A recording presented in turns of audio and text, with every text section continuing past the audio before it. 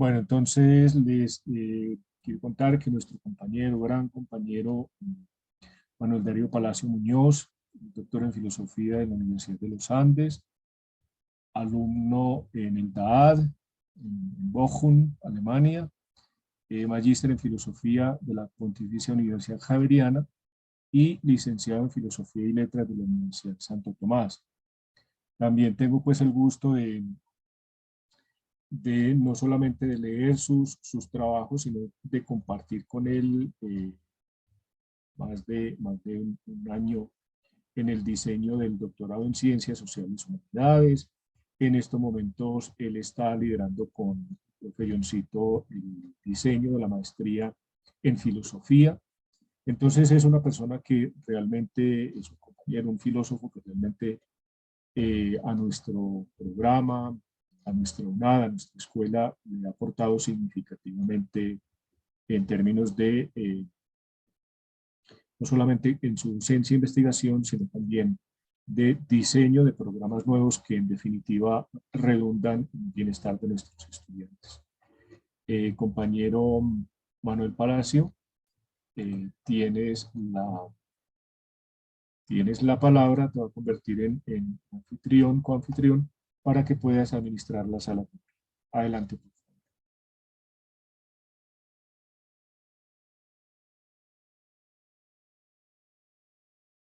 Bien, aló, ¿me escuchas, Einar? ¿Me Sí, mi confirmas hermano, si me adelante. escuchas? Listo, no tengo imagen. Dame un segundito que debo tener algún problema con la cámara. Buenos días, buenas tardes, buenos días para todos. Denme un segundito, por favor, y ya enciendo la cámara.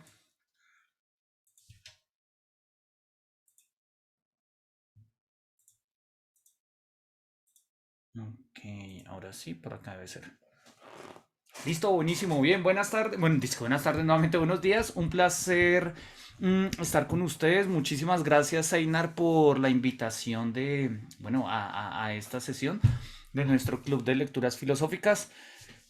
También pues saludo a todos nuestros compañeros del programa de filosofía, tanto colegas docentes como estudiantes también que están acá presentes.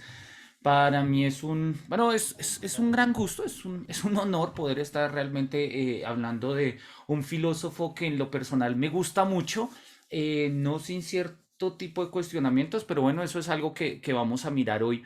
El texto que hemos traído o que le he sugerido en esta ocasión es el texto que se llama Dietética del Sentido, ¿no? Es un texto, bueno, ese es digamos, el título corto, el título completo es Dietética de la expectativa del sentido, observaciones filosóficas.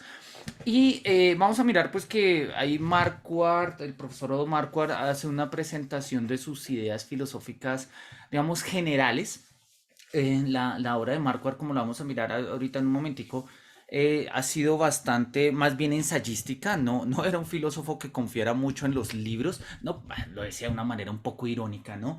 Pero es un filósofo que tradicionalmente basó su trabajo en ensayos, incluso su obra más conocida y que filosóficamente tuvo más peso fue la de Dificultades con la filosofía de la historia, que fue un texto que sirvió de anclaje y de debate en el famosísimo debate o la querella por el secularismo que estuvo, digamos, muy vigente en la década de los 70s y 80s, particularmente en Alemania, y en la cual tomaron parte Hans Blumenberg, Karl Lewit, Jacob Taubes y también Odo Marquardt justamente con este libro. No obstante, el grueso de su obra terminó desarrollándose un poco en otros textos y yo he hecho dos cositas, digamos, he elaborado un texto, quiero leerlo con ustedes. Pero antes de eso había hecho una pequeña, muy pequeña presentación pues como a ver, denme un segundito, a ver si logro hacerlo acá. Tengo permisos de compartir, sí, correcto, acá deberíamos estar, perfecto. Bueno, el título que le he puesto al texto, acá simplemente repito, van a ser dos diapositivas antes de pasar al texto, es Coraje para lo imperfecto, un acercamiento a la dietética del sentido de Odo Marquardt.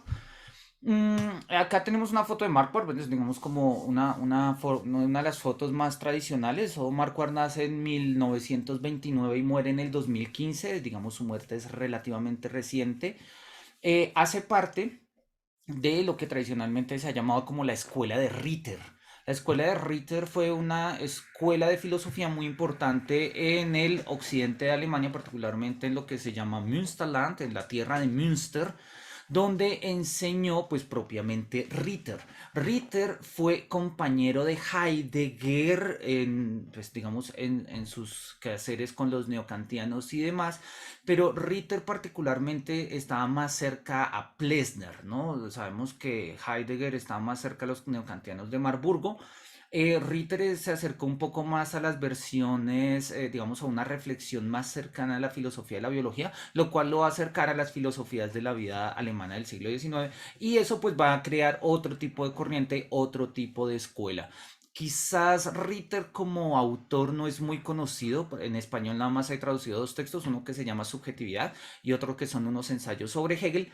No obstante, es un filósofo muy importante en Alemania porque abrió una escuela diferente a las escuelas que nosotros tradicionalmente conocemos. Nosotros tradicionalmente conocemos, digamos, en el siglo XX las escuelas alemanas, la escuela fenomenológica, hermenéutica, si se quiere, vía Husserl, Heidegger, Gadamer, etcétera.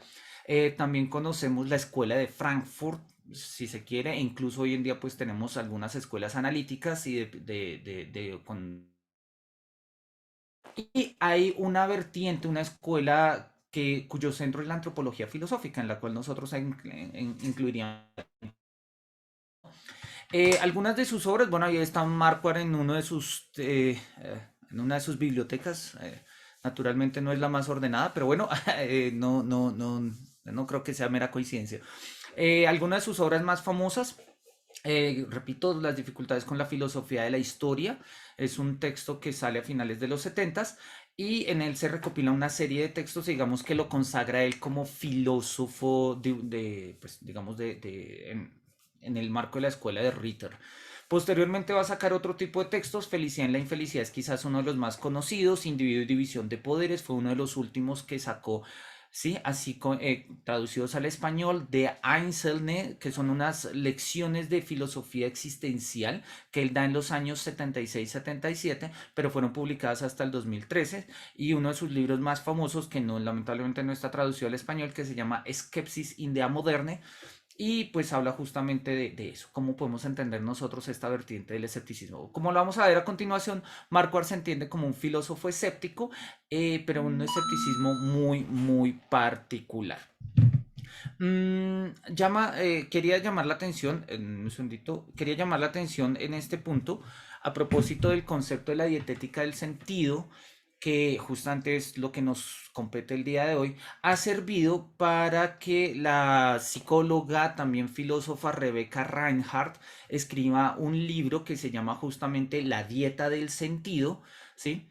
Y es un libro enmarcado en lo que hoy en día llamaríamos como terapia filosófica, ¿no? O sea, esta idea de las praxis filosóficas que inauguró Lou Marinov con su libro de Más Platón y Menos Prozac y demás, ha tenido mucha, digamos, una gran expansión a nivel mundial, particularmente en Alemania es fuerte. Y pues bueno, Rebecca Reinhardt es una de las personas que más asiduamente están trabajando el tema de la terapia filosófica y se ha inspirado justamente en la tesis de Marquardt de la dieta del sentido o la dietética del sentido para escribir su libro, en el cual pues va a reconstruir de una u otra manera las distintas experiencias que ha tenido en sus terapias. Es un libro que lamentablemente no está en español, pero bueno, es un libro, digamos, que valdría la pena por lo menos revisar. Yo invito a cualquier persona que tenga un conocimiento elemental en alemán. No es un libro particularmente difícil, y pues vale la pena. El subtítulo dice, bueno, Warum wir schon alles haben, was wir brauchen, porque nosotros tenemos todo lo que necesitamos.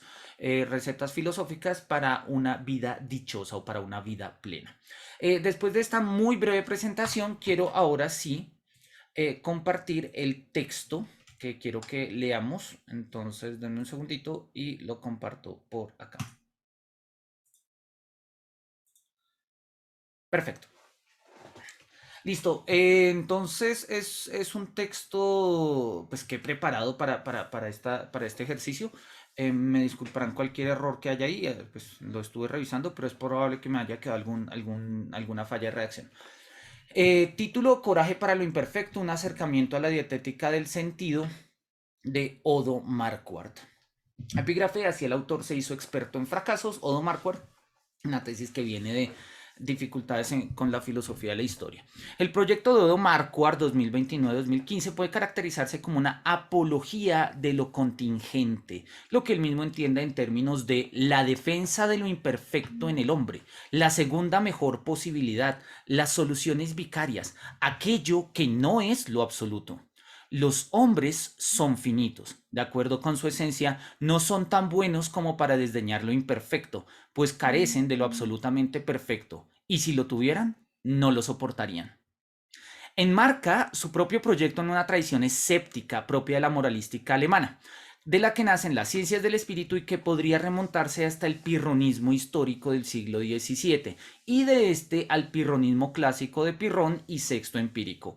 Para Odo Marquardt, el escepticismo del que se hace heredero no es un escepticismo epistemológico a la manera en que Hume lo entendía, pero tampoco se trata de un escepticismo meramente metodologizado a la manera de Kant.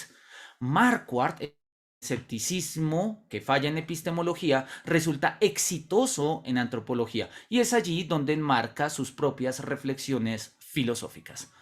Naturalmente, reconoce que este escepticismo es motivado por la conocida generación escéptica, según la denominación de Helmut Schelsky. Helmut Schelsky tiene un libro que se llama La generación escéptica y dice que todos aquellos que tuvieron su infancia, digamos su infancia y adolescencia en el periodo entre guerras, las va a caracterizar como la generación escéptica en Alemania.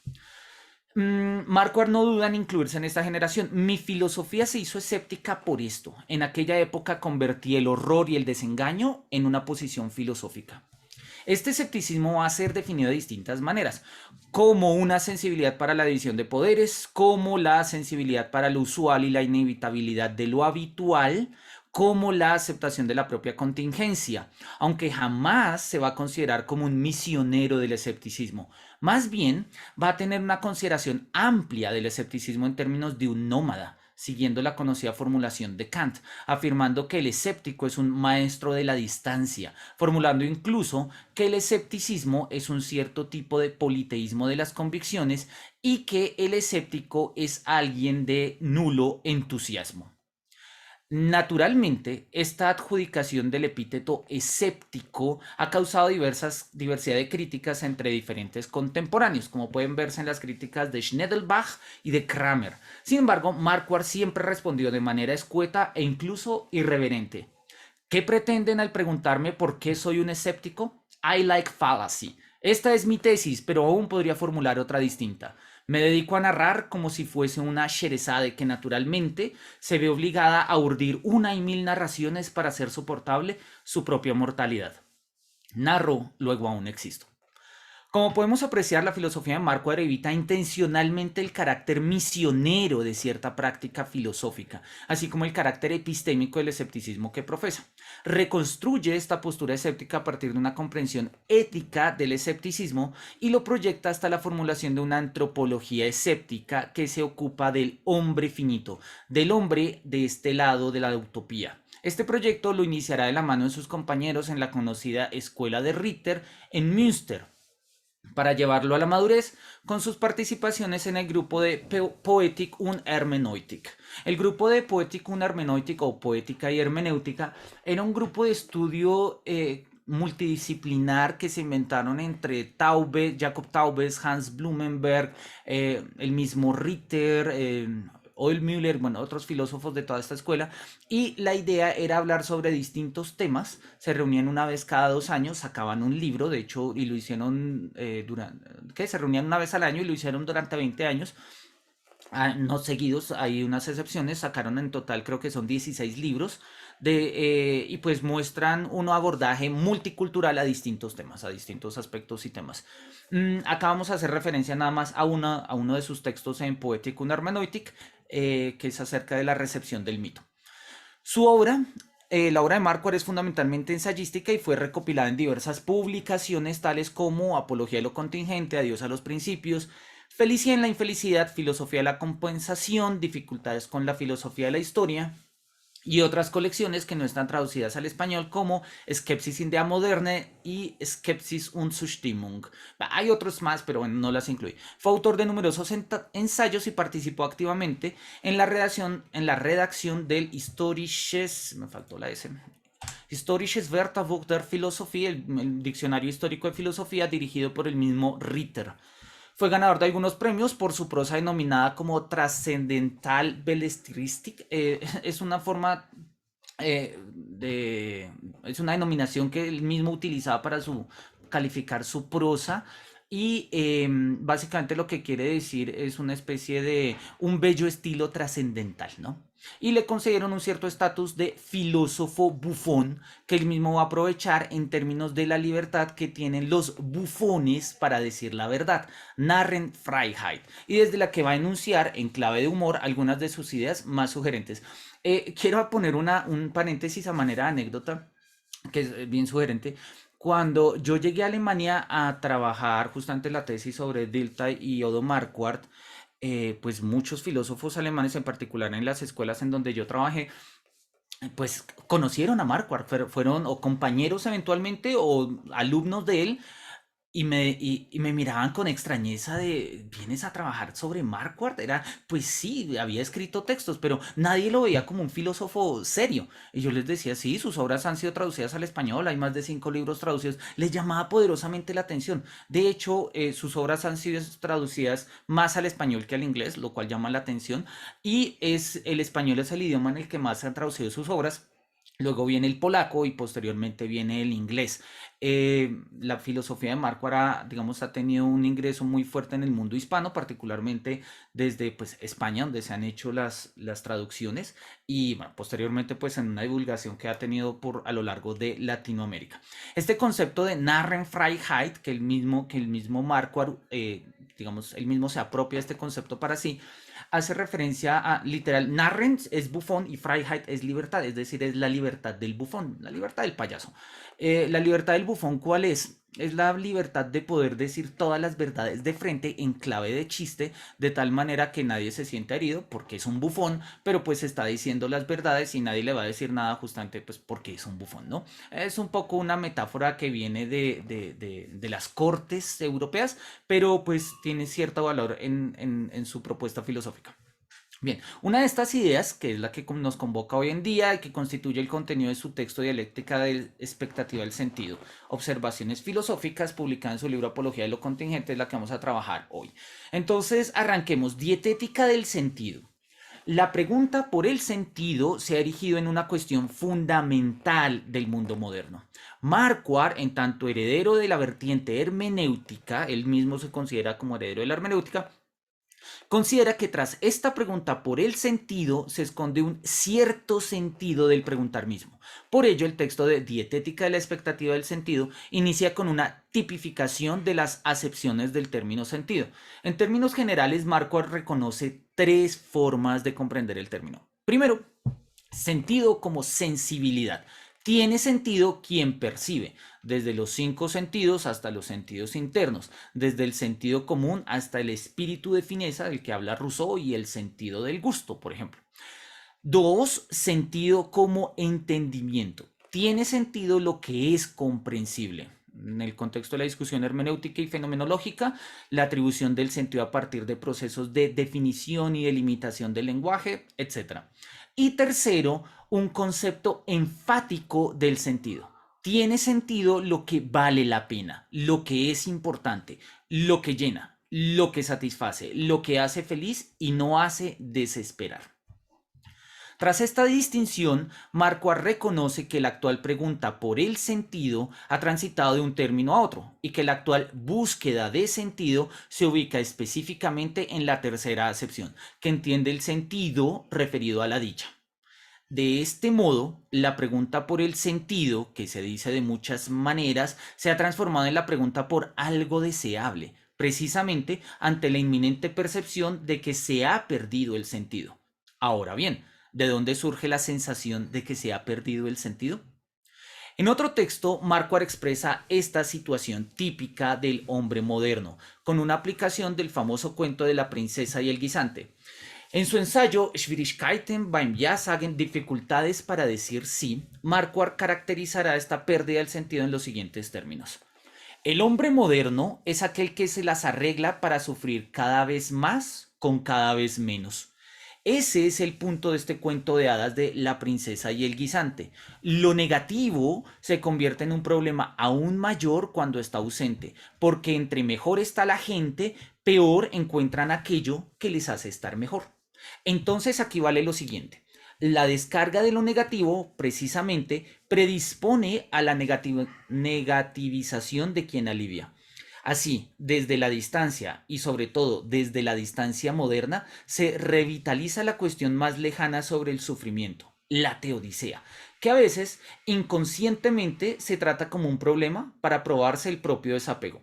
Eso sería ciertamente en sí mismo un motivo que uno puede criticar, pero que no se debe necesariamente criticar. Es un texto, bueno, el original está en alemán, eso es una traducción que hice, ahí tengo el texto al final. Es una idea sugerente que a mí me llama particularmente la atención digamos, en Marquardt. Además porque pues, le encuentro mucho sentido. Ay, sí. Esta idea de que en el hombre moderno las dolencias más inmediatas terminan remontándose a las causas más lejanas, ¿no? Entonces, un dolor de muelas termina en una acusación teodiceica, ¿no? Me duele la muela, Dios mío, ¿por qué yo y mi dolor de muelas? ¿O por qué me pusieron un parte? ¿Sí? Y repito, una circunstancia inmediata termina remontándose como en La princesa y el guisante hasta el guisante que está debajo de todos esos colchones. Precisamente porque la comodidad cercana se negativiza, se potencia la dolencia lejana, de modo que incluso un dolor de muelas nos haría cuestionar la existencia misma de Dios, remontándonos al último nivel de justificación ante la pregunta por el dolor. El diagnóstico es claro, no es que falte el sentido, sino que la pretensión de sentido es excesiva. A esta búsqueda de sentido como recurso último de satisfacción es lo que Marquardt denominará como la pregunta enfática por el sentido y que se erige sobre una expectativa glotona del sentido. En consecuencia, ante tal demanda de sentido, la expectativa resulta tan inmensa que ningún sentido puede satisfacerla. La crisis de sentido es el resultado de un apetito desaforado de sentido. Y de nuevo nos preguntamos con Marquardt, ¿de dónde surge este apetito desaforado de sentido?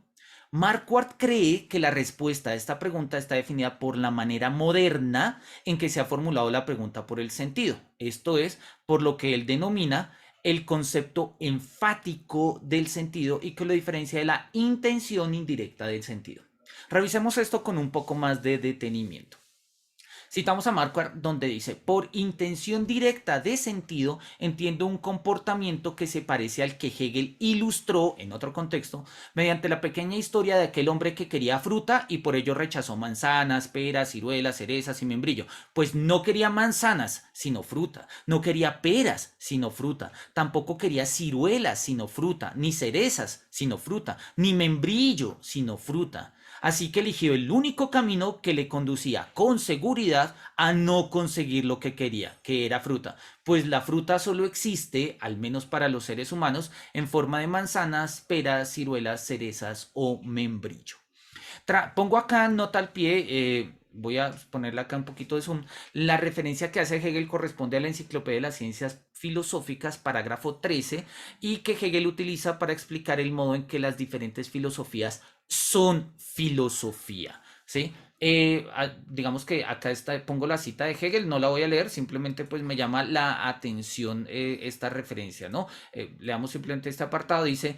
Tal colocación cuando se trata de objetos de la vida común aparece enseguida como inadecuada y disparatada, como sería el caso del que pidiese fruta y rechazara cerezas, peras, uvas, etcétera, por ser cerezas, peras o uvas y no ser fruta. Respecto de la filosofía, sin embargo, se permite justificar el desprecio hacia ella en el hecho de que hay filosofías tan diversas y porque cada una y porque cada una solo es una filosofía, pero ninguna la filosofía, como si las cerezas no fueran también fruta. Es una reflexión sobre la esencia de la filosofía, si lo queremos decir en esos términos, y pues la cita de Hegel viene en este contexto. Sigamos con el texto que hemos preparado. Preguntar enfáticamente por el sentido consiste en la pretensión de acceder al sentido de manera inmediata, a la manera de una intuición, ya no sensible ni inteligible, que son las dos primeras formas de sentido, sino en términos de una intuición de la felicidad, pues sentido es sinónimo de felicidad.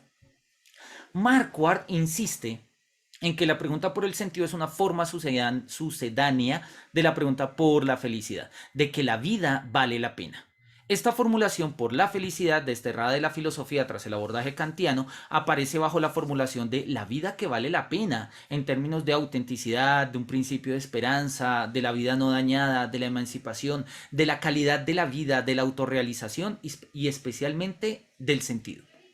De esta manera, la pregunta enfática por la felicidad directa, sin mediación, solamente puede terminar en sufrimiento, ya que lo humano no es la felicidad pura, sino la felicidad en la infelicidad. La pregunta por la felicidad, dice Marquardt, se torna abstracta si se la separa por la pregunta por la infelicidad, porque para los hombres no existe la felicidad sin sombras. Es impensable que para el hombre solo exista lo beneficioso y falte lo perjudicial. En consecuencia, esta pregunta que se ha vuelto enfática y quejica solamente puede terminar en sufrimiento, que busca compensarse con una nueva formulación de la pregunta por el sentido y que constituye el núcleo de la duplicación de la vida. Y citamos a Marquardt. Como la vida que vivimos es una vida vacía, la necesitamos al menos 2 veces a ella y a todo lo que contiene. El segundo televisor, el segundo coche, la segunda vivienda, la segunda carrera, la segunda esposa o el segundo marido, la segunda vida en las vacaciones que se extiende ya y con casi grandes esperanzas, incluso a lo espiritual y a los libros. De una u otra manera se espera con ello encontrar más sentido que con la primera vida, pues lo que se vive solo una vez carece de sentido, por lo que para compensarlo hay que vivirlo 2 veces o más. No es extraño entonces que las pretensiones de sentido ante la pregunta enfática por él crezcan a un punto tan inconmensurable que resulta inhumana su realización. A propósito de nuestro grupo de lectura, conviene decir que el mundo académico no está exento de ello. Un artículo top no es suficiente, se necesitan 2. Hablar una segunda lengua no es suficiente, se necesitan más. Trabajar en un proyecto de investigación no es suficiente, se debe participar en más. Lo más curioso es que se suele considerarse que todas las demandas académicas de sentido no van acompañadas de condiciones reales para su realización. Así que se espera que se haga todo ello con un contrato a 4 meses. Se ve el absurdo de esta situación y llama poderosamente la atención que, pese al sinsentido que es, lo aceptamos y buscamos satisfacer tan desmesuradas expectativas de sentido. Este tipo de camino solamente puede conducir a una infelicidad en la infelicidad. Ahora, para que esto no diga, no, es que nos estamos quejando, pues decimos que esto es un contexto de Marquardt, ¿no? Marquardt mismo muestra cómo en la comunidad académica de Mainz, donde trabajaba en ese momento, ¿sí?, expresa de este afán enfático del sentido. Existe la segunda profesión, el segundo trabajo en tanto que economía sumergida y expansión de la actividad suplementaria. Por supuesto, quien ya está muy ocupado con la investigación, la enseñanza y la administración científica, no duda en aceptar continuamente conferencias, por ejemplo, en este Studium Generale de Maguncia. Maguncia es la forma castellanizada de la ciudad de Mainz. Pero volvamos a Marquardt. Una forma humana de enfrentar estas desmesuradas expectativas de sentido es lo que Marquardt denomina propiamente una dietética del sentido. Él insiste en que la dietética no ha de tomarse puramente en el sentido moderno del término, como ética de la dieta, sino con aquella parte de la ética que tiene que ver con el arte de vivir, con consejos para el arte de vivir casi sin molestias y casi feliz. El núcleo de esta dietética, que recuerda vagamente al famoso tetrafármacon de Epicuro, se funda en una actitud básica que consiste en la despedida de lo sensacional o del sentido sensacional. Lo que equivale a decir que la dietética del sentido es el fomento de la cultura de lo no sensacional. Abandonar el anhelo del suprasentido nos abre la posibilidad de un mundo humano. La tensión entre sentido o suicidio resulta inhumana, pues los seres humanos no llevan su vida en los extremos. Todo o nada no es para ellos una divisa practicable. Lo humano yace en el medio, lo verdadero es lo medio. Los hombres son así, deben y pueden hacer algo en vez de otra cosa, y lo hacen.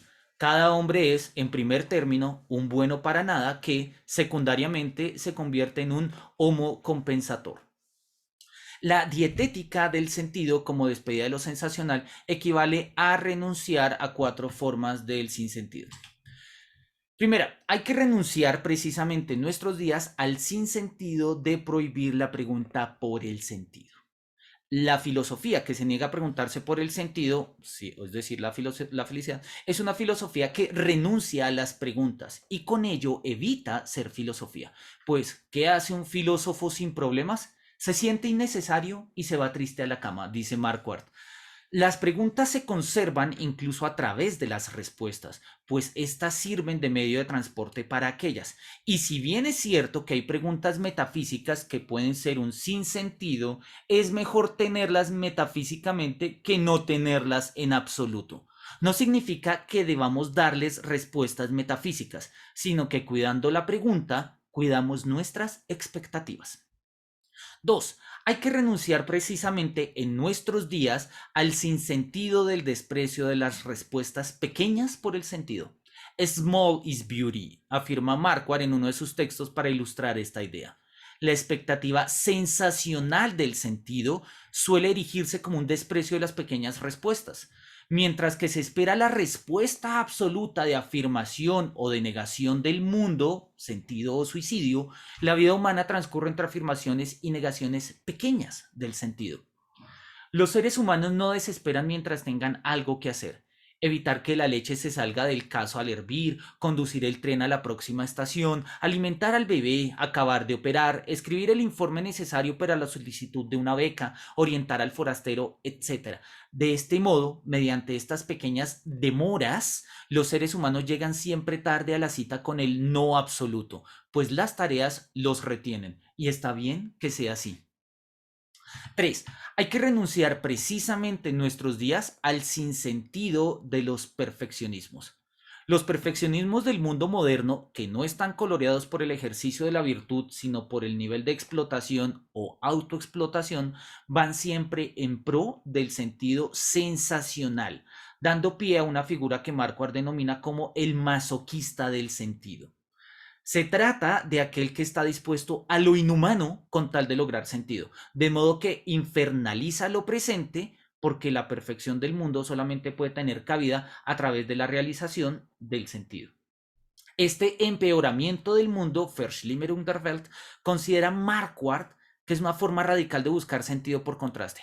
Si no vivimos en el cielo en la tierra, es porque vivimos en el infierno en la tierra, olvidando justamente la realidad en la que vivimos, la tierra en la tierra. Por ello, la tesis de Marquardt es una tesis de medianía. Yo abogo contra la perfección del acuerdo total y del arrebato grupal y en favor de la bondad de la segunda mejor posibilidad, de la sonrisa tímida, de los gestos pequeños, de la conversación transitoria, de la rutina que ayuda. Cuarto, hay que renunciar precisamente en nuestros días al sinsentido de la vinculación de la afirmación de la vida a la demostración absoluta del sentido. Marquardt vuelve sobre su tesis. El problema primario no es que falte sentido, sino que se espera demasiado sentido. La vida humana es breve y la muerte siempre llega más rápida que una fundamentación absoluta del sentido. Por ello, una dietética del sentido enmarcada en el seno de una filosofía escéptica pirrónica ha de comprender que la vida humana precisa de soluciones vicarias, pues para los seres humanos, para todos nosotros, la cuestión del sentido no se suele decidir de una manera fundamental recurriendo a principios, sino que la procuración de las cosas más próximas, la atención a los detalles, contribuye indirecta y positivamente a decidirla.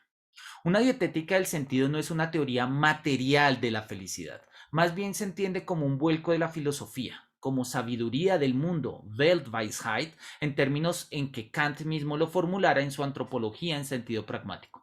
Por ello, una dietética del sentido se erige como un coraje para la imperfección. Quizás este sea uno de los aprendizajes más difíciles que podemos adquirir desde la filosofía para el arte de vivir.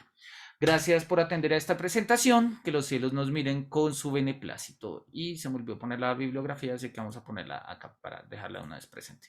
Y acá está la bibliografía del trabajo. Bien, muchísimas gracias por su atención y pues Einar, te devuelvo la palabra. Manuel, muchas gracias por esa presentación tan transparente, tan elaborada. Realmente, o sea, me confieso ignorante en este autor, o más bien, a través de vos me he podido acercar al autor, a la propuesta, muy interesante. Bueno, como sabemos, la dinámica entonces es que a partir de este momento se propician las preguntas, los aportes, eh, levantamos por favor la mano, los demás mantenemos el micrófono cerrado y quien desee entonces empezar puede levantar la manito. Recuerdo que se ubica en la barra de Zoom donde dice reacciones, allí pican y está la posibilidad de levantarla. ¿Quién quiere empezar con el ejercicio de interlocución con nuestro invitado del día?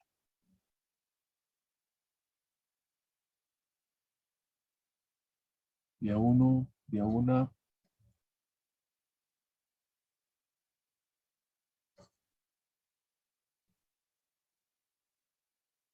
Bueno, todo muy claro. Adelante, Elena. Muchas gracias por tu participación.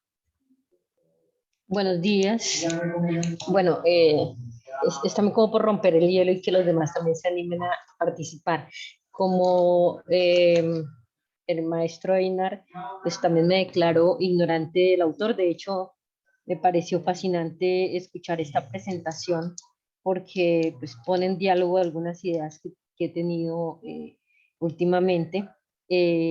No sé, profe Manuel, o maestro Manuel mejor, si pudiésemos encontrar aquí una relación entre Hunt y ese autor, ¿no? Marquardt, es que creo que se llama. Entonces, no sé si a propósito de la sociedad del cansancio que propone Hunt, donde precisamente evidencia cómo hay unos procesos de autoexplotación de parte de nosotros los individuos. Claro, él está hablando desde un contexto eh, digamos, asiático y también de Estados Unidos, ¿no?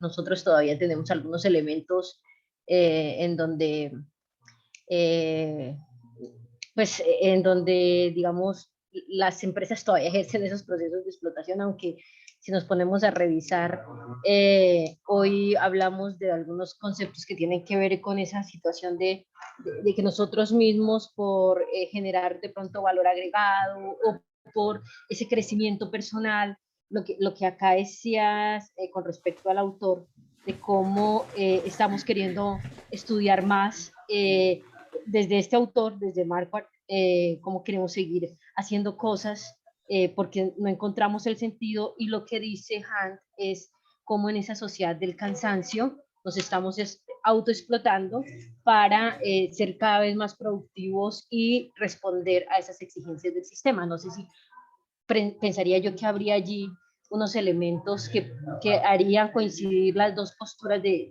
estos dos autores, ¿no?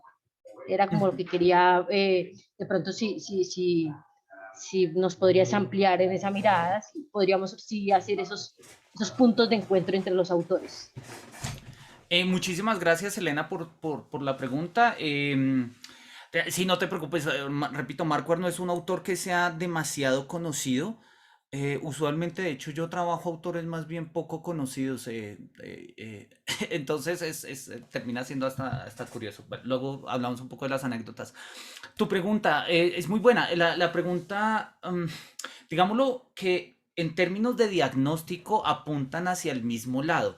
Tienen fuentes medianamente diferentes, lo cual hace que la formulación del diagnóstico sea naturalmente diferente. La propuesta de Marquardt, a diferencia de, digamos, de la de Byung-Chul Han en la Sociedad del Cansancio, incluso ahorita en el último de No Cosas, no apunta tanto a una digamos, como a una contraposición de elementos, ¿no? Sociedad disciplinaria, sociedad del cansancio, o las cosas y las no cosas, etcétera, sino que más bien trata de mostrar justamente como como lo decíamos en una de las citas, que el mundo humano se da en lo medio. No, la filosofía en general, bueno, como digamos en sentido muy, muy clásico, como ciencia de primeros principios, pues termina llevándonos a unos aspectos que humanamente no resultan soportables, ¿sí? Kant dice algo muy bello al comienzo del primer prólogo de la crítica de la razón pura. Marquardt lo va a decir en otros términos. Kant dice al comienzo de la crítica de la razón pura, prólogo A, que la razón está sometida a un curioso destino, y es formularse preguntas a las que no puede responder, pero que tampoco puede dejar de formularse. Marquardt lo dice en términos de: hay preguntas que sería inhumano no hacerse, pero que sería sobrehumano responderlas. Y justamente es esta idea de, sí, las formulamos, no, no podemos no hacerlas, pero las respuestas que nosotros le damos a esas preguntas claramente nos desbordan. La vida humana se da en lo medio. Y creo que ahí es donde el diagnóstico de Marquardt, digamos, pues, o sea, apuntan a lo mismo y se diferencian un poco. El diagnóstico de Byung-Chul Han sí tiende a ser un poco más polar. Sí tiende a ser un poco más polar, ¿no? Justamente eso. Entonces, el tema de la sociedad del cansancio nos agota tanto que, pues, evidentemente ya hemos perdido toda opción de, pues, de descanso en esta sociedad del cansancio. O en el último libro de No Cosas, pues las cosas se han diluido tanto en términos de formas, de información, la posesión se ha transformado en acceso, a tal punto que pues hemos perdido las cosas. Entonces yo estoy de acuerdo contigo. Yo creo que ambos son filósofos claramente post-heideggerianos. Marquardt tiene un pequeño textico, de hecho, que alcancé a compartir con alguno de los del grupo a comienzos de este semestre, donde Marquardt dice, el texto se llama Tres observaciones sobre la filosofía de Heidegger, y pues dice: mira, la filosofía hoy en día se lee sí o no en términos de o sea, heideggeriano, post-heideggeriano, y particularmente en clave de la diferencia ontológica y de lo que ello ha implicado. Yo creo que las referencias, digamos la herencia heideggeriana que tiene Marquardt por un lado y Kant por otro, pues hacen que nosotros tengamos fuentes comunes que nos permiten proyectar sus filosofías a puntos comunes, pero por caminos distintos. Entonces, oye, sería un buen ejercicio y digamos, te copio la idea de poder hacer un ejercicio, digamos, de conexión y comparación del pensamiento de estos dos autores. No sé si con ello te queda claro o hay algo que quieras como comentarnos, Selena. No, sí, es que mientras haces la exposición, como que yo iba generando esas conexiones, ¿no? Y hay otra pregunta que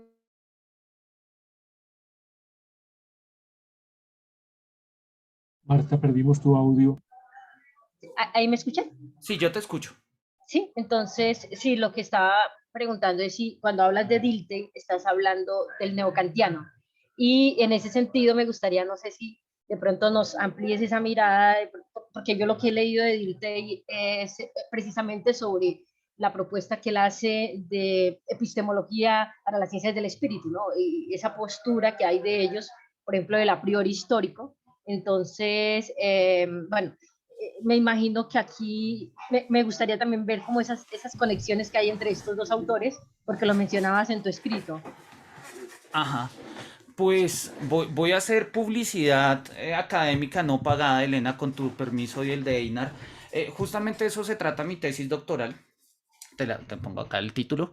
Se llama A propósito de las causas perdidas, escepticismo y conciencia histórica, una lectura de la teoría de las concepciones del mundo de Dilthey desde el escepticismo de Odo Marquardt. Digamos que pues prácticamente sobre eso ha sido toda mi investigación doctoral. Naturalmente tendría muchísimo que decir, pero pues como para decirlo en dos cositas, o en dos, tres ideas muy puntuales, diría lo siguiente, Elena. Marquardt considera que la propuesta de Dilthey es una propuesta compensatoria a la crisis que ha generado el idealismo y en general toda la apoteosis de las ciencias naturales. Entonces, de hecho, Marquardt lo dice en el texto que leíamos hoy, dice: la idea, la descripción del sentido enfático o de la comprensión enfática del sentido fue vista por primera vez por Dilthey, lo dice Marquardt, y justamente en la introducción a las ciencias del espíritu, cuando se da cuenta que la filosofía de la historia y la teología de la historia lo que han hecho es leer la historia en términos de sentido enfático. Entonces, ¿tiene la historia sentido? Sí. ¿Y cuál es el sentido de la historia? Una cosa súper gigante y desbordante. Y Dilthey dice, no me suena, eso no me suena. En uno de los textos finales de la vida de Dilthey, hay un texto que él escribe en 1903 a propósito de su 70º cumpleaños, que se llama El Sueño, que es muy bonito y es uno de los más conocidos de Dilthey y está completamente recomendado. Dilthey dice que no es a partir de una intuición inmediata de la historicidad que nosotros comprendemos el sentido de la historia, sino justamente a través de la mediación con los pequeños sistemas culturales, o bueno, con los sistemas culturales, o sea, a partir de sus objetivaciones históricas, lo va a decir Dilthey, ¿no? Que nosotros entendemos de qué va la historia. O sea, tratar de entender la historia per se en sí misma, pues resulta, diría Marquardt, en una expectativa desmedida de sentido. La historia se entiende, dice Dilthey, pues viendo la historia de las instituciones religiosas, la historia de la universidad, la historia de los países, la historia de los militares, la historia de los educadores, la historia de los juguetes, la historia de... Hay que empezar a mirar esas historias.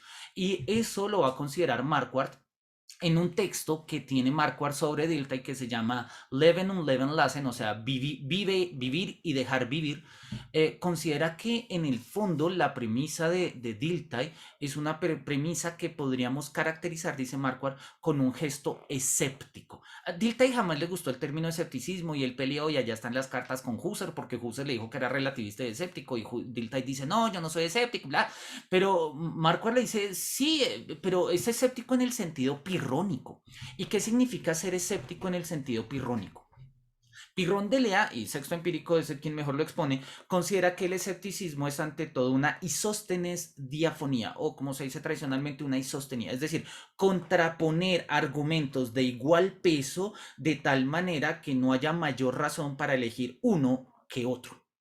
Entonces, el escepticismo, y Marquardt lo dice de una manera muy bonita, no es aquel que duda de todo y que no cree nada. Al contrario, el escéptico es aquel que está tan comprometido con dos filosofías que no sabe muy bien cuál escoger. Y en esa tensión, como ambas tienen igual valor, el filósofo está libre, justamente porque no hay una premisa que pese más que las otras. Este es el mismo esquema que va a seguir Kant en la crítica a la razón pura al hablar de las antinomias y demás. Y Marquardt, digamos, va a hacer toda una reconstrucción de esta formulación de Dilthey para mostrar cómo las ciencias del espíritu funcionan justamente como una compensación de lo que son las ciencias de la naturaleza y cómo la definición del hombre en términos históricos es una compensación de la definición del hombre meramente en términos biológicos y así sucesivamente. Entonces, pues bueno, te lo digo así como en un par de cosas, Elena, si quieres con mucho gusto luego charlamos como con más calma el asunto y pues bueno, Pero, ahí está ahí ¿dónde está el puedo libro. dónde puedo conseguir tu libro? Oye, mira, pues naturalmente estaba en la Feria del Libro, bueno, no sé si estás en Bogotá, estaba acá en la Feria del Libro, salió por editorial de la Universidad de los Andes, Ah, entonces pues en la librería de los Andes supongo que está. listo, perfecto. Vale, Gracias. con todo gusto. Joana, ¿tienes la mano levantada?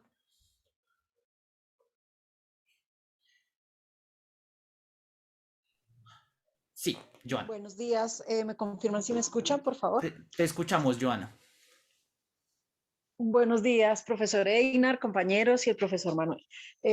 Bueno, yo tengo unas inquietudes y también pues una crítica podría ser, no con respecto a este espacio ni a lo que estaba comentando el profesor Manuel, sino de pronto a mi formación académica. Cuando yo hice mi maestría, yo hice la maestría en investigación social interdisciplinar en la Universidad Distrital y la hice en la sublínea de subjetividades.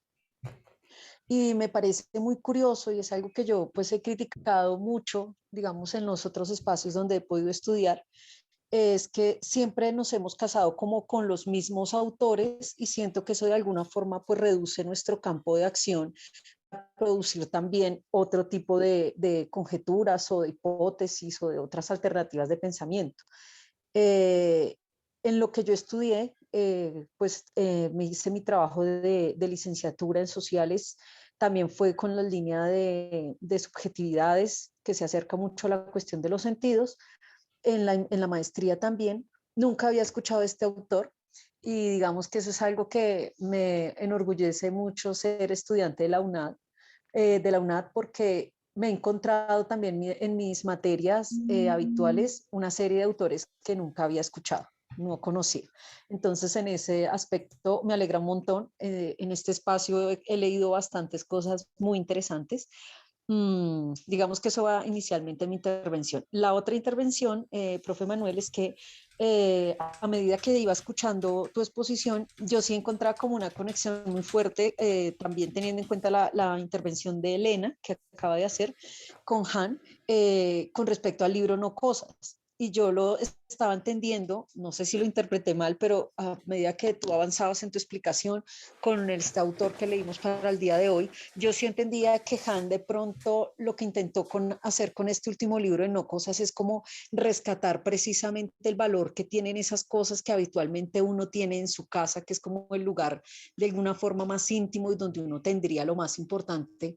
Y sería como una crítica también a ese consumismo increíble que tenemos de estar comprando y comprando cosas, sino empezar a rescatar las que ya tenemos y volverles a dar de pronto ese valor tradicional con el que muchos crecimos en la casa, que está la nevera que lleva 30 años y sigue funcionando y tiene un valor sentimental, y así hayan unas super neveras, no se cambian. ¿Sí? Ni siquiera es por una cuestión económica, sino por el hecho de que las cosas, de alguna forma, uno crece en hogares donde nos dicen que las cosas antes las hacían para que duraran toda la vida. Entonces, en ese sentido, yo estaba entendiendo que el libro No Cosas de Han le apuntaba a eso. Y con lo que tú estabas explicando ahorita del autor que leímos para hoy, también él hablaba como del sentido está en esas pequeñas cosas. Y creo que también es una crítica a todo esto que pasa hoy en día, que tenemos que ser exitosos, tenemos que cumplir un canon, tenemos que lucir así.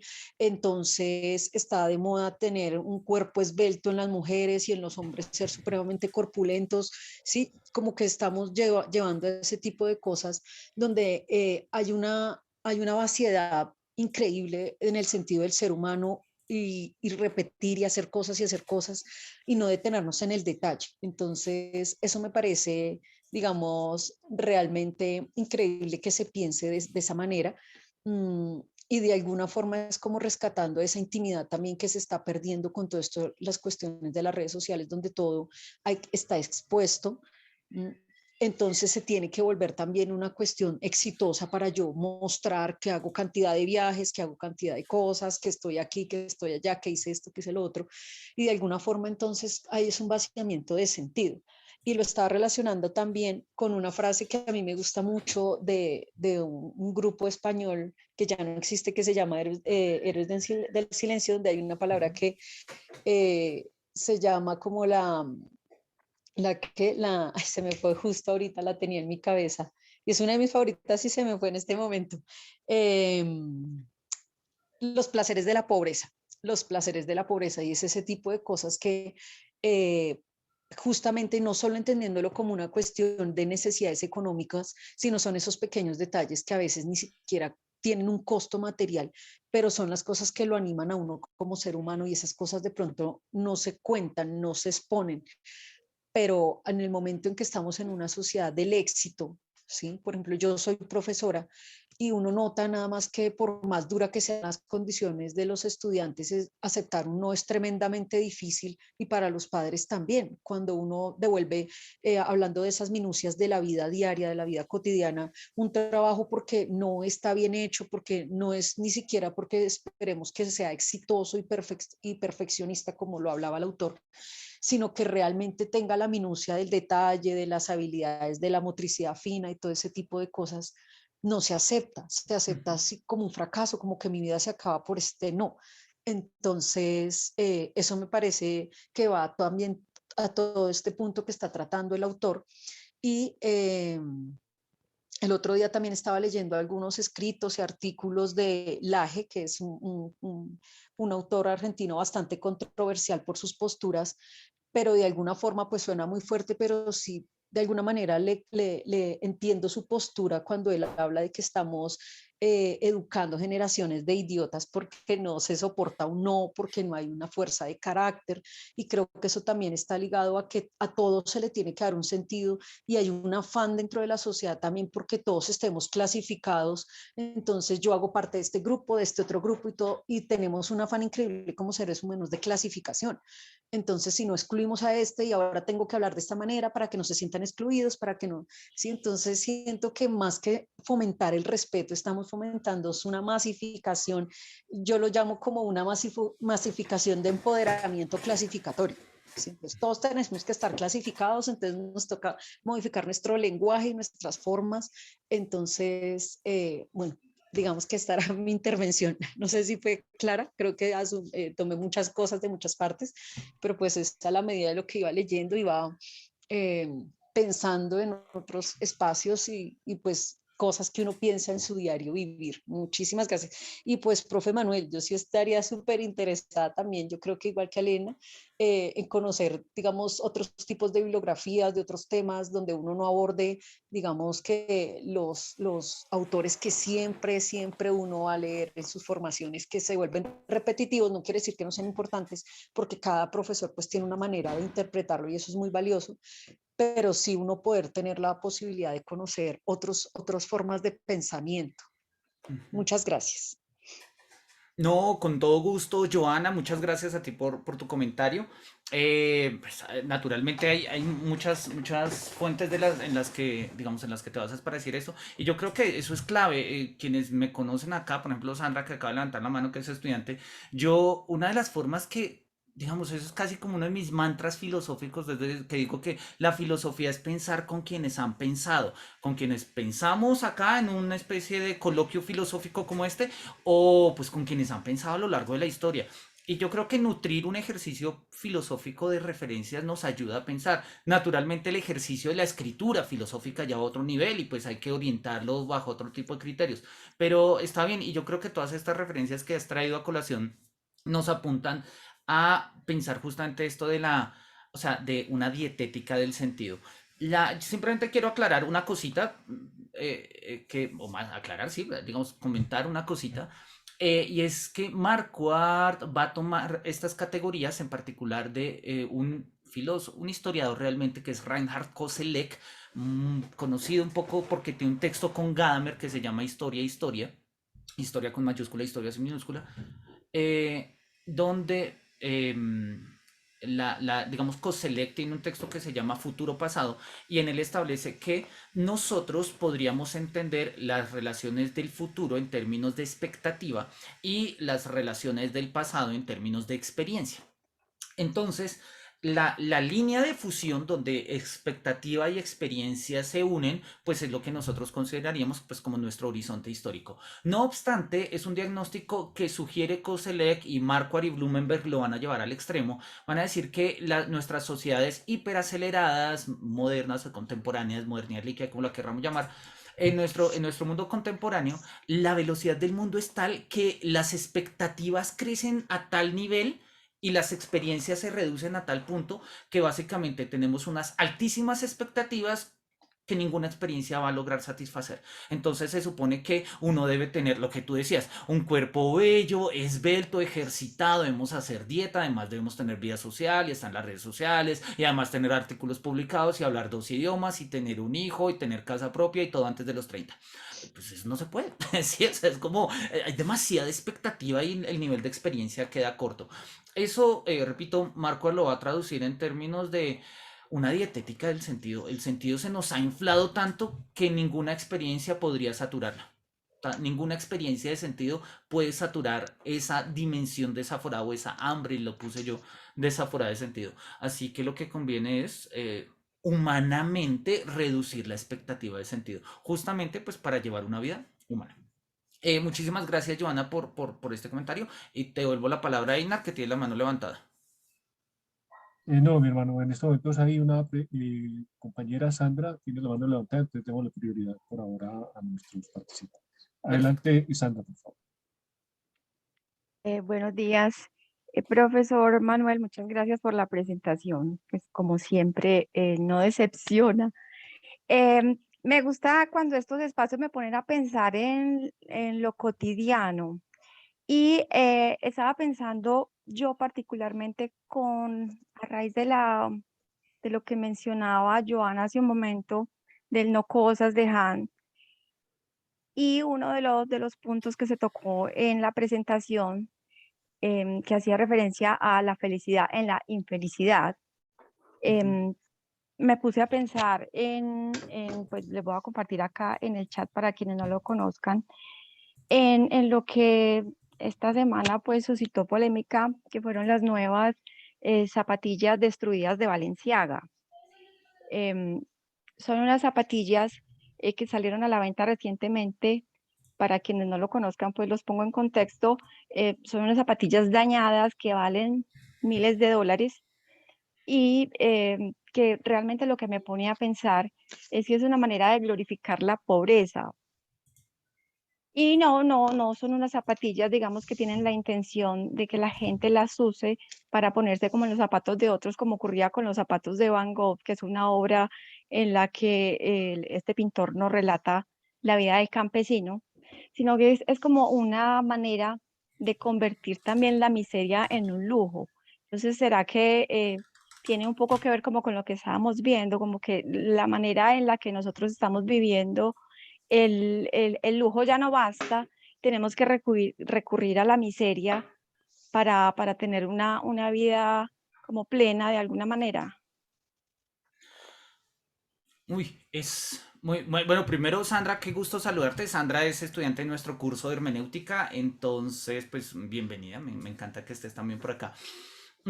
Oye, es un buen punto. Sí, sí había visto la nota y cuando la vi no pude evitar recordar ese texto muy famoso en el mundo moderno, poco conocido actualmente, de Mandeville, que se llama La fábula de las abejas.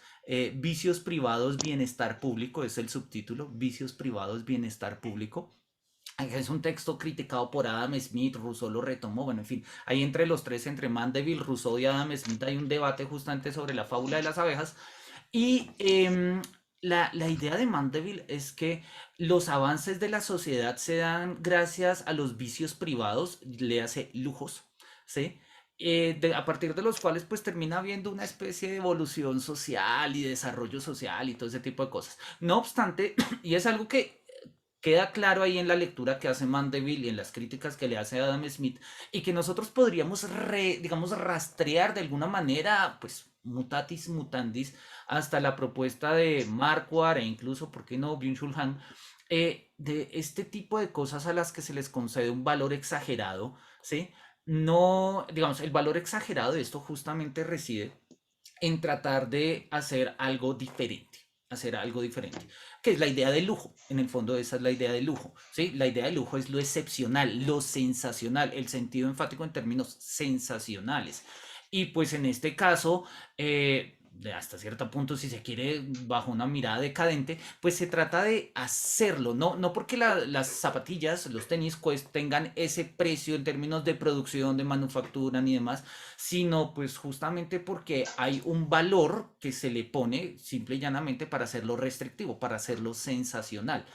Entonces, obviamente, esto es una forma vulgar, vulgar en el sentido más cutre del término, o sea, es una forma grosera de generar expectativas de sentido, ¿sí? No porque la cosa como tal valga lo que vale, sino simplemente porque pues al crear este tipo de lujos se están creando una idea de sensación. Muy seguramente la vendan, muy seguramente no la vendan, muy seguramente esto simplemente tenga rol como noticia, y pues quien la compre quizás nunca los use. Entonces pues unos tenis que se usan, bueno, hasta qué punto terminan siendo el objeto para el cual se compró, pero esto en el fondo es una gran expectativa, o sea, un gran sentido, eh, pues, ¿cómo es que lo decía Marco? Se me olvidó, lo acabo de decir. Un sentido sensacional, ¿no? Un sentido sensacional. Y yo creo que ahí es donde nosotros tenemos que poner, pues, prestar atención justamente a ello. No es, no es la única vez que ha pasado en la vida y en la historia y no será la última vez que vaya a pasar. El punto es, y yo creo que ahí es donde reside la tesis macuartiana del término o de la cuestión, es que nos lleva a nosotros en contextos sociales justamente a crear una expectativa de sentido tan desmesurada como la de crear unos tenis sucios y rotos que valgan $2000 simplemente simplemente por hacerlo. Entonces, claramente hay una reflexión puntual por el sentido. Y obviamente esa reflexión por el sentido tiene que ver pues con quienes pueden pagar por ellos. Es decir, nosotros podemos establecer reflexiones teóricas, reflexiones que van desde el orden de la propiedad, del uso de las cosas, en fin. Pero nosotros no nos pensamos en comprarnos los tenis, me explico, ¿sí? Quien se piense en comprarse los tenis, ahí se está jugando una expectativa desmesurada de sentido, o sea, una desmesurada en términos de sensacional, ¿sí? Y muy seguramente quien los compre los usará en alguna gala del Met o en algún evento de la farándula neoyorquina, en gringa, etcétera, justamente pues porque se busca una expresión sensacional del sentido. Pero como Marco ha dicho, esta expresión sensacional del sentido es breve y resulta poco significativa porque no es clara en sus contenidos, a tal punto que lo que quiere es repetirse. Entonces ya no necesitamos solamente una experiencia sensacional, sino que necesitaremos una segunda experiencia sensacional y así sucesivamente.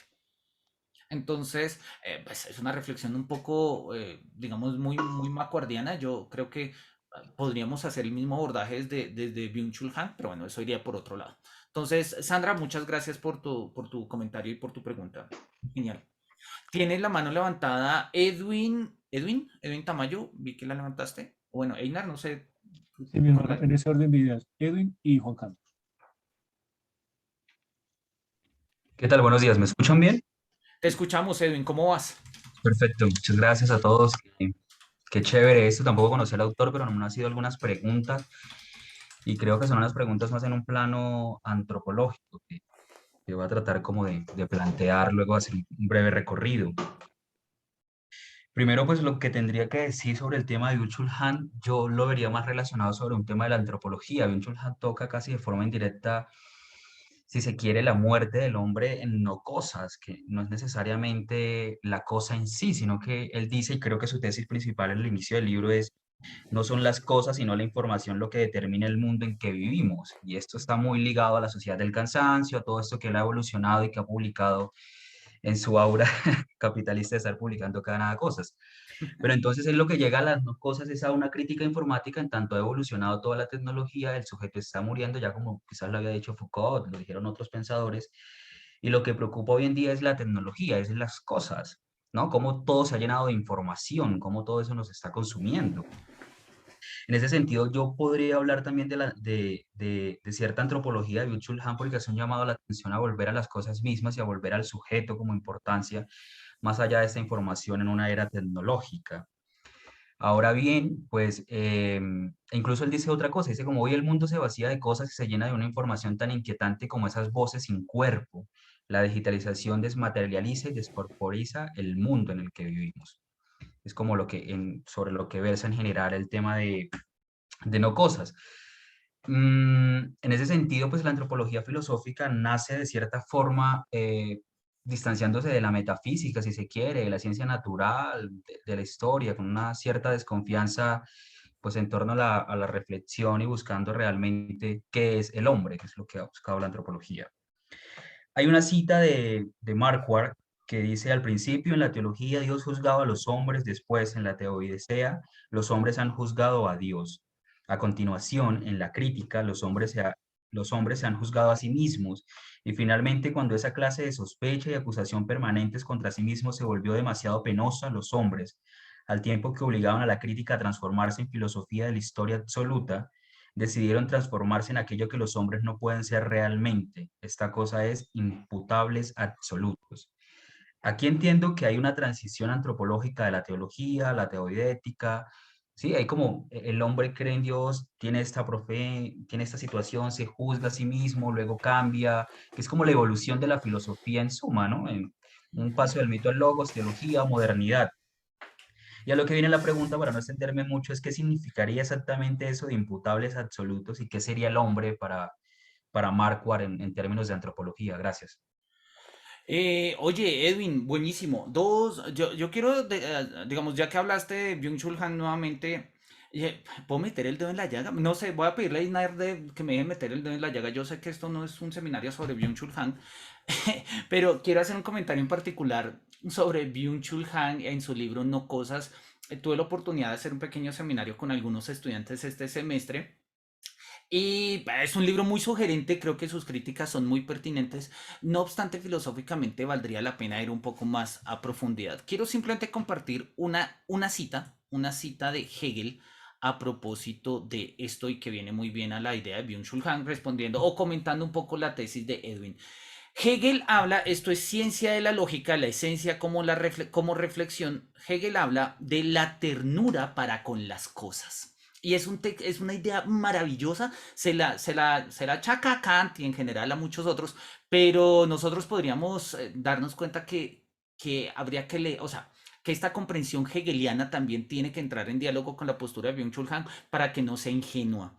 Dice Hegel, la ternura habitual para con las cosas, empero, que solo cuida de que éstas no se contradigan, olvida aquí como de costumbre que con ello no viene disuelta la contradicción, sino desplazada a otro sitio, a la reflexión subjetiva o externa, y olvida que a los dos momentos que por ese alejamiento y transposición vienen formulados como mero ser puesto, los contiene de hecho la reflexión como asumidos y referidos el uno al otro dentro de una sola unidad. ¿Cuál es la idea de Hegel? Hegel va a decir, y de hecho estaba hablando de Kant, si uno mira un poquito más arriba está hablando de Kant y dice, mira, Kant tiene una ternura para con las cosas, dice, las cosas se contradicen, noumeno y fenómeno, no, la contradicción está en la mente, la contradicción está en la ilusión trascendental, dialéctica trascendental, que nos hace creer que nuestras ideas son cosas y tales, pero no, el mundo no se contradice, quien se contradice es la razón, cuando entra en dialéctica y empieza a poner la intuición sensible a sus ideas y demás. Hegel dice, no, la contradicción hace parte de las cosas, ¿sí? Cuando nosotros queremos, o sea, cuando nosotros nos comportamos ante las cosas de manera tierna, lo dice, la ternura habitual para con las cosas, caemos en cierta ingenuidad en la que no vemos que las cosas se han constituido también dialécticamente. Y con ello lo único que hacemos es, digamos, derivar o desplazar la contradicción a otra instancia, ¿sí? En este caso, o a una dimensión interna, a la reflexión, o a una dimensión externa. El mercado, el consumo, que ha hecho que las cosas ya no sean cosas, sino información. Podríamos en sentido estricto mirar que pues hay una dialéctica interna en la cosa. Naturalmente esto implica una lectura de Hegel con Han, no es lo que vinimos a trabajar hoy, simplemente pues quería compartir con ustedes algo de la cosecha que tuvimos con nuestros estudiantes este semestre a propósito del libro de No Cosas y repito pues ya que lo hemos citado acá unas 3-4 veces, valdría la pena volver sobre la noción de Hegel de la ternura para con las cosas y releer el texto de Han desde esta perspectiva. ¿Listo? Simplemente, bueno, Edwin, un poco lo que hemos hablado antes. Paso a responder un poco la formulación de Marquardt. Esa formulación de Marquardt es brillante, a mi juicio. Y voy a decir por qué. Marquardt dice, al comienzo Dios juzgaba a los hombres, ¿sí? La Edad Media y la teología. Luego los hombres juzgaron a Dios, la teodicea, ¿sí? Marquardt dice, la teodicea fue un éxito, pero la realización de la teodicea implicó la muerte de Dios, ¿no? Entonces Marquardt va a decir que en la teodicea pasó como lo que pasaba con el médico cuando uno le pregunta, y médico, doctor, ¿cómo fue la operación? Y dice, la operación fue un éxito, pero el paciente está muerto. Sí, algo así pasó con la teodicea. La teodicea fue un éxito, pero Dios murió. Entonces, lo que pasó es que justamente el hombre va a asumir el rol de Dios, la crítica, la filosofía de la historia, y entonces ahora el hombre se juzga a sí mismo, la filosofía de la historia. Pero al hacerse cargo del mal del mundo, el propio hombre busca, ¿sí?, ocupar un puesto de inimputabilidad, o sea, donde no me puedan echar la culpa a mí. ¿Quién me echaba la culpa a mí? Dios, en la teología. Luego yo le echo la culpa a Dios, en la teodicea. En la filosofía de la historia, el ser humano se echa la culpa al ser humano. Pero como la culpa de un mundo malo, del dolor, de la injusticia es tan pesada, lo que necesitamos es una carga que no aguantamos. Lo que hacemos es el paso, Marquardt lo llama, de el tener conciencia al ser conciencia. Una cosa es tener conciencia, ojo, la cual yo puedo decir como la cagué, soy culpable. Y otra cosa es ser la conciencia donde digo, la cagaste. No es que yo soy la conciencia, yo soy quien juzga. Nadie me puede juzgar porque yo soy la conciencia. Y eso es lo que pasa, justamente va a decir Marquardt, en las filosofías de la historia, sobre todo de índole revolucionaria o posteriormente en formas alternativas de vida. Pongamos un ejemplo sin ánimo de polemizar, aun cuando obviamente queda uno polemizando, pero pongamos un ejemplo sin ánimo de polemizar. Sí, no sé, un tipo, digamos, cierto tipo extremismo de vegetarianismo o veganismo, ¿sí? Entonces, el veganismo no solamente tiene conciencia del ecosistema y demás, sino que se vuelve la conciencia, a tal punto que el vegano está bien per se por ser vegano. Y no hay otra no hay forma que esté mal, no es que es vegano.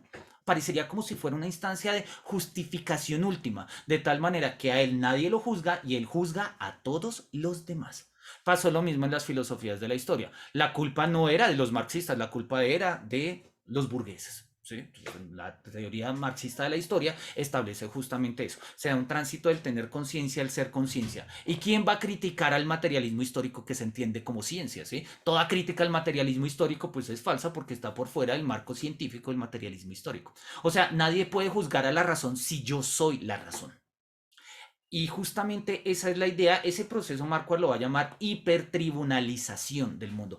Y la hipertribunalización no es más que en el fondo que una búsqueda desaforada de sentido, aquella perspectiva en la cual yo tenga tanta razón, pero tanta razón, que nadie pueda criticarme y yo pueda criticar a los otros. Marquardt tiene un texto que se llama Consideraciones escépticas acerca de la filosofía, que está escrita, es un capítulo en un libro que se llama ¿Para qué filosofía? Está en alemán, pero él dice lo siguiente, lo dice de una manera muy divertida. Dice, la pregunta ¿para qué filosofía? En el fondo es una pregunta de ¿para qué los otros?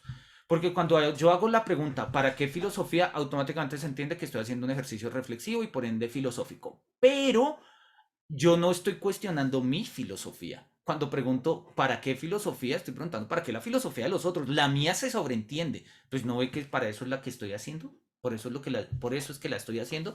Pero ¿para qué filosofía? Puede traducirse en una pregunta por la alteridad. ¿Para qué los otros? Y si se vuelve cuestionable la filosofía de los otros, pues se vuelve cuestionable los otros. Y esto obviamente vuelve, digamos, rima justamente con esta idea, con la idea de una hipertribunalización, con la fuga de tener conciencia, ser conciencia, de volverme inimputable absoluto, de nadie me puede achacar nada, o volverme, en otro caso, pues, o adquirir un sentido tan grande y tan absoluto que pues al final de cuentas cualquier persona que me vea diga, oh, wow, ese es el sentido, eso es lo que yo quiero, eso es lo deseable, eso es por lo aquello que por lo cual vale la pena vivir. Marquardt va a pelear muchísimo con esa instancia moderna de hipertribunalización. Él a veces también lo va a llamar de exigencia de justificación, ¿sí? Donde aparentemente todo tiene que estar justificado y cuando, como lo decía hace un rato nuestra compañera Joana, ¿sí? Y pues para justificar todo nosotros hacemos clasificaciones y estratificaciones y una cantidad de cosas con tal de que eso tenga un sentido absoluto. Pero pues al final de cuentas, pues al final de cuentas nosotros vivimos en medianía y eso, o sea, puede que nuestras pretensiones de sentido sean muy amplias, pero nuestra capacidad de sentido no es, digamos, es más limitada, no logra soportar eso. Y por eso muchas veces terminamos en esas tensiones, como él lo ponía, de o sentido o suicidio, o sentido o suicidio. Y uno dice, oye, tranquilo, en la mitad hay un camino, ¿sí?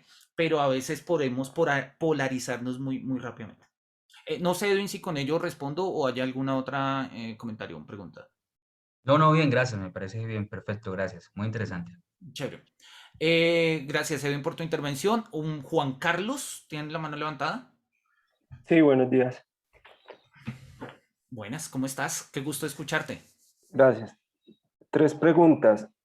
¿Es la filosofía sin absoluto es filosofía? ¿Por qué llamarlo así? ¿No es acaso esto como ante el fracaso del discípulo ante el maestro le corta mejor la cabeza? ¿No es como algo así?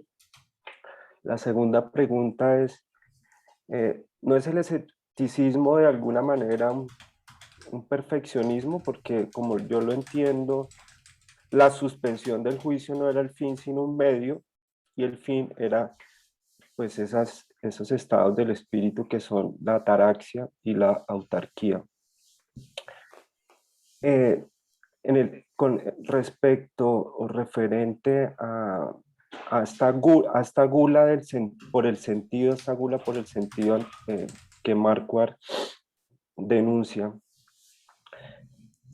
No es otro el problema, no es, aquí vuelvo a las enseñanzas de la filosofía antigua que nos decían es que la fuente del sentido no tiene sentido, así como la fuente del límite no tiene límites, la fuente del ser está más allá del ser, la fuente de la inteligibilidad está más allá de lo inteligible.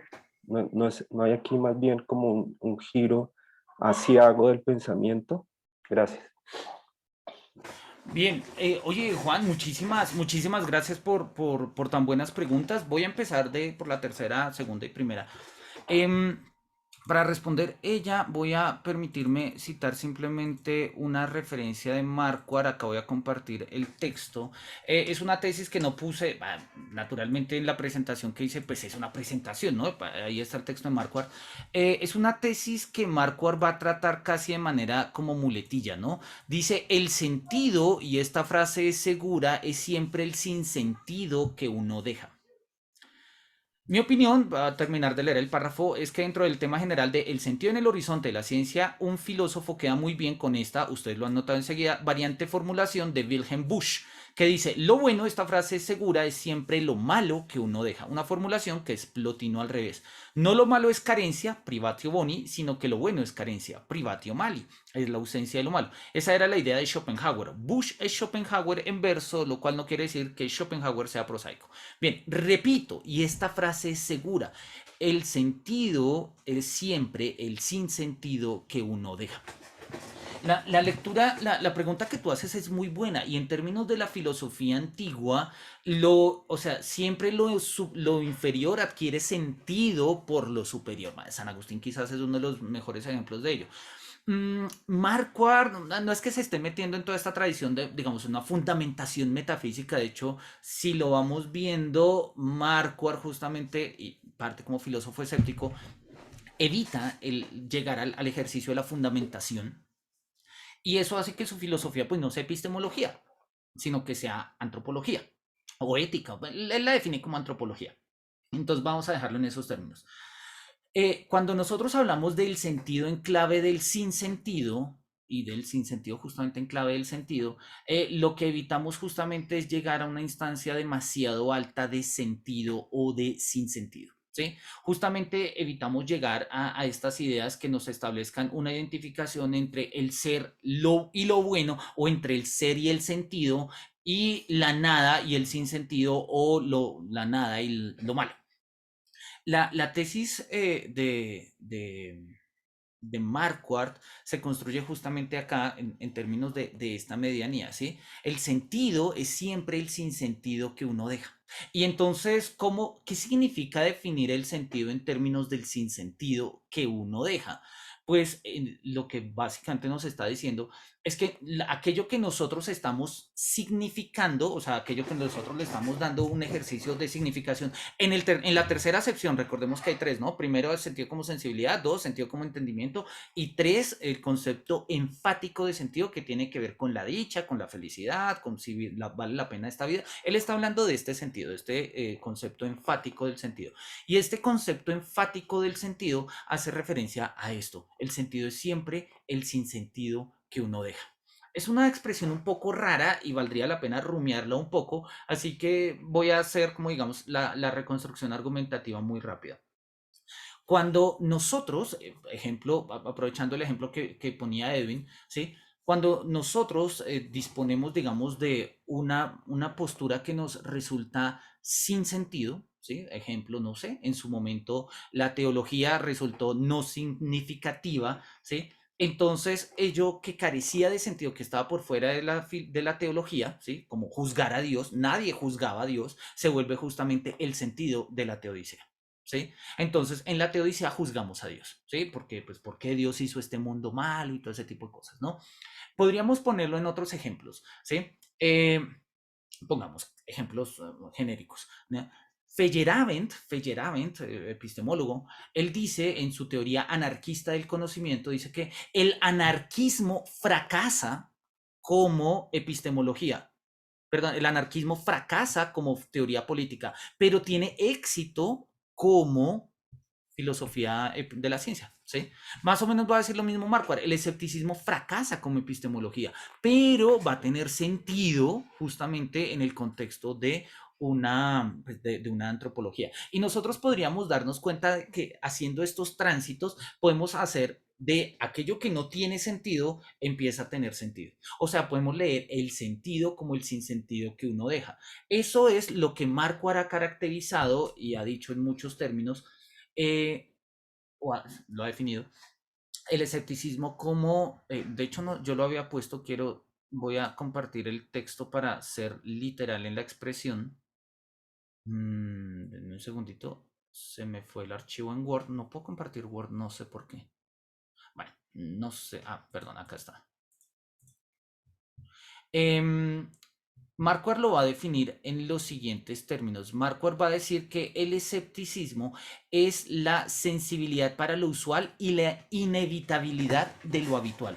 Somos demasiado finitos, demasiado mortales para construir fundamentaciones absolutas. La muerte llega primero. Así que, siguiendo el proyecto cartesiano básico, que en el fondo no es más que el proyecto escéptico, discurso del método capítulo 3, la morada provisional, ¿sí? Y los elementos fundamentales de los primeros capítulos de los esbozos pirrónicos de sexto empírico, ¿sí? Mientras nosotros dudamos, mientras nosotros no estamos seguros, necesitamos de lo habitual, de lo usual, de unos mores, de unas costumbres que nos permitan a nosotros ir llevándolo. Marco lo va a leer justamente en esos términos. Entonces, ante la dificultad de construir un sentido desde un principio, pues leemos un sentido a partir de los sinsentidos que han ido quedando, de los sinsentidos que han ido quedando, ¿sí? Entonces, pon todos los ejemplos que tú quieras. No sé, antiguamente el sentido de la sexualidad era la reproducción, ¿sí? Una sexualidad sin reproducción era un sinsentido. Hoy en día el sentido de la sexualidad no es únicamente la reproducción, sino también el desarrollo personal, etcétera, etcétera, etcétera. Son construcciones que nosotros hacemos y vamos construyendo sentidos a partir del sinsentido que vamos dejando. Eso, digamos, como para mostrar que Marquardt evita a toda costa llegar justamente a un principio de sentido o sin sentido. ¿Listo? Segunda pregunta, que era la que tú hacías, de si no es el escepticismo un perfeccionismo. No, porque no el de Marquardt, no en principio. ¿Por qué? El escepticismo pretende ser perfecto si logra llevar las tesis escépticas a su extremo, como lo quería hacer, por ejemplo, Hume. ¿Sí?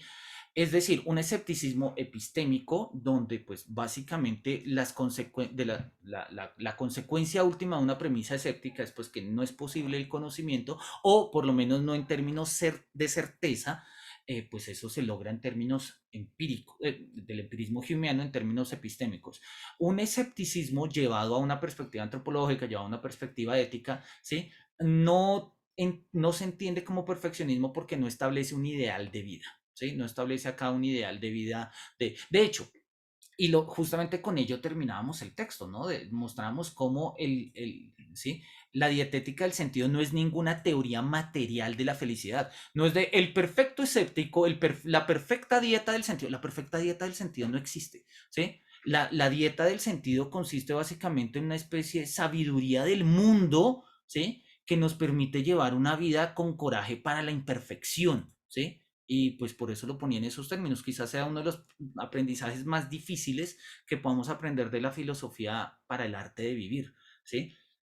Esta formulación ya la había visto Kant, y Kant en su texto de Antropología en sentido pragmático se da cuenta que no puede establecer juicios a priori que establezcan y respondan a la pregunta fundamental que es el hombre, sino que mientras que el conocimiento, la moral y el arte raya religión, o sea, el juicio teleológico, se puede responder en términos de una crítica a priori, la pregunta por qué es el hombre ha de responderse de manera pragmática.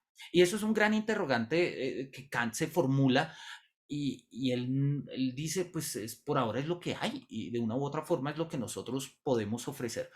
Entonces, repito, es posible, obvio, ¿sí? Es posible decir, es que la tesis de Marquardt sostiene que la perfecta dietética del sentido es esta, pero uno, Marquardt no lo está haciendo, dos, no me interesa. Y no me interesa porque, al igual que Marquardt tampoco le interesa, yo no creo en la filosofía como misioneros. Yo no creo que mi tarea en filosofía sea defender a Marquardt, ni defender a Kant, ni defender a Dilthey, ni nada. Mi tarea en la filosofía es pensar, sí, y reflexionar y preguntarme y demás, ¿sí? Entonces yo creo que esta idea de perfección en la filosofía sí termina rodeándose un poco de este carácter medio misionero, ¿no? Donde, oye, es normal, hay gente que encuentra sentido siendo misionero de filósofos y me parece bien, yo no tengo esa vocación, para mí eso es un sinsentido, pero pues justamente el sentido es el sinsentido que uno deja, ¿sí?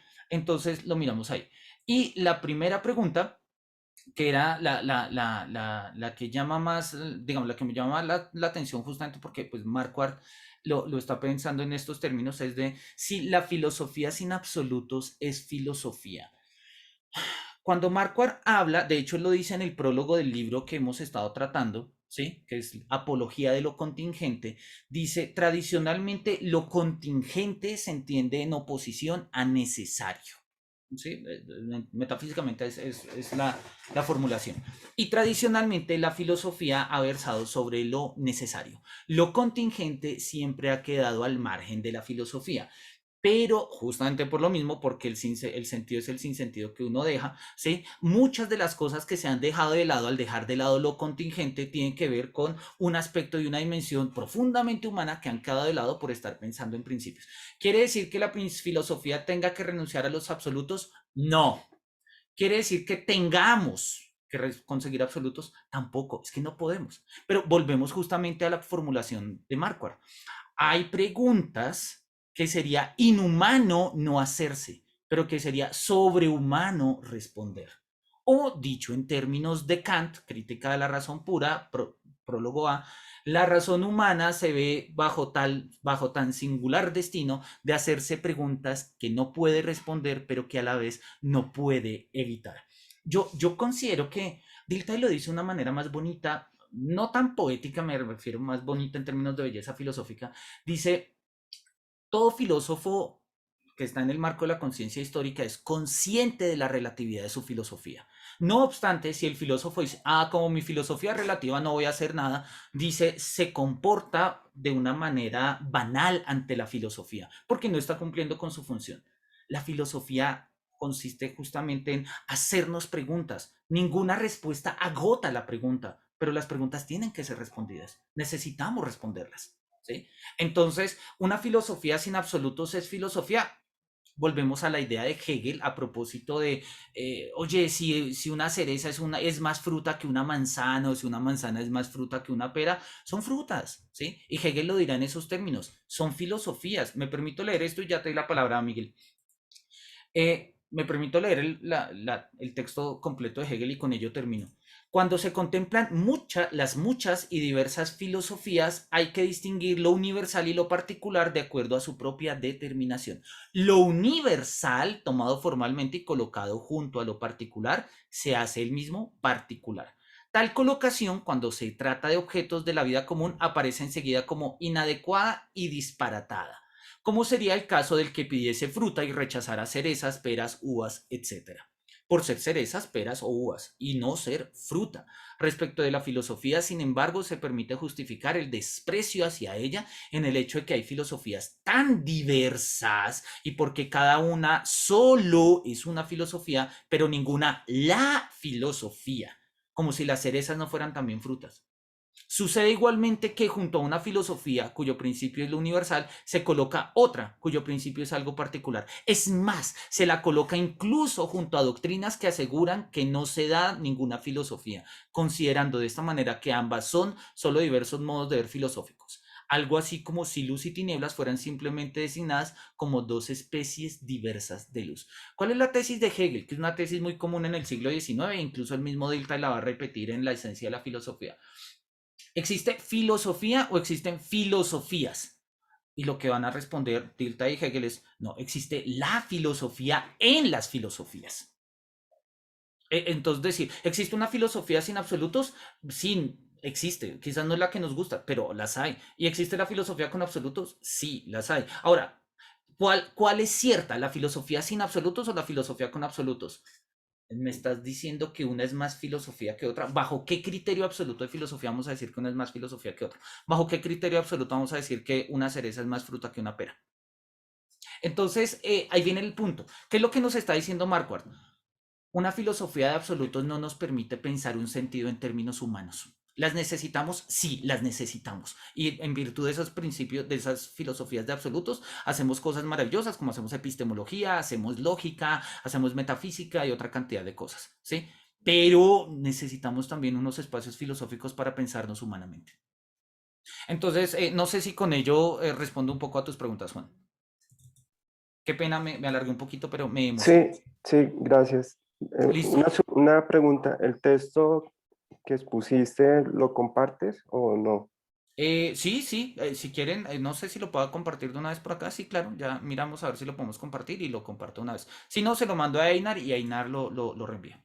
Gracias. Miguel, por favor. Manuelito, muchas gracias por la presentación.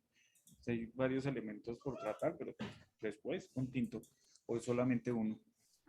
Muy sencillo. Pero hay una categoría que me parece interesante del personaje y es lo de lo vicario. Y dadas unas posturas que yo sé que su merced tiene, ¿usted cree que precisamente una forma de quitarse ese peso del sentido es entregárselo a las máquinas, a la tecnología? O sea, yo no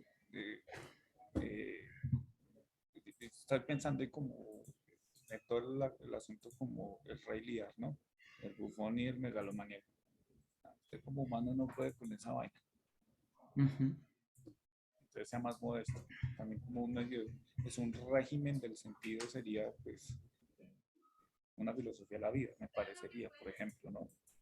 Pero entonces para que se pueda agenciar la vida, pues auténticamente, que Wittgenstein se pueda volver jardinero, a no perder de todas maneras el sentido, tengo que entregárselo a otro ente.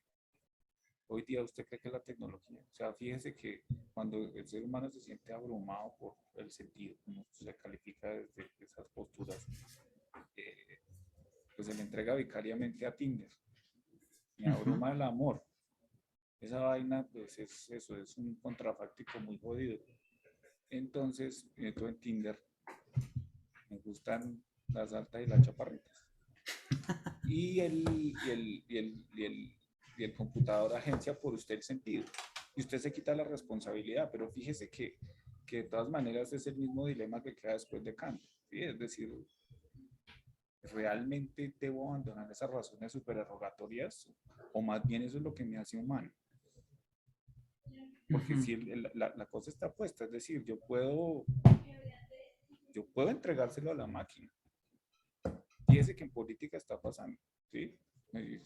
El sentido del sistema democrático, ¿dónde está hoy día? En estas vainas, en cómo todos los clústeres de información pueden llegar a ser, conducir unas tomas de decisión colectivas más allá de asumir la responsabilidad de ese tipo de razones supererrogatorias, ¿no? A la manera de un imperativo categórico, todas esas sobredimensiones del sentido, ¿no?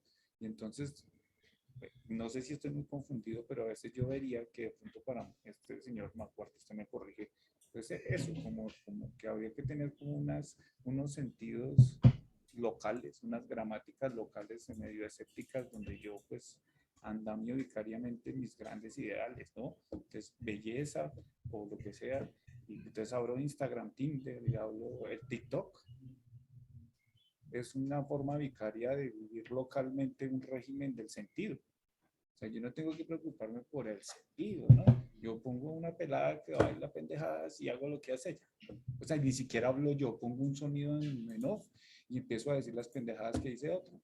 Y entonces en esa payasada yo hago un régimen del sentido. Ahora la pregunta es si esa dieta no les puede dejar más bien famélicos, mano.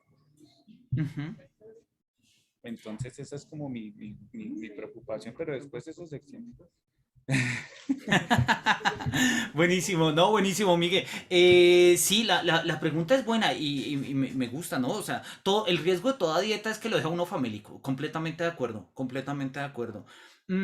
Y yo creo que la propuesta de Marquardt no es exenta de ese comentario. Naturalmente acá funjo como alguien que ha leído un montón de textos de Marquardt, entonces tengo formas de responderlo, pero quiero ponerlo de manera muy, muy escueta, Miguel, y luego lo charlamos con un tinto.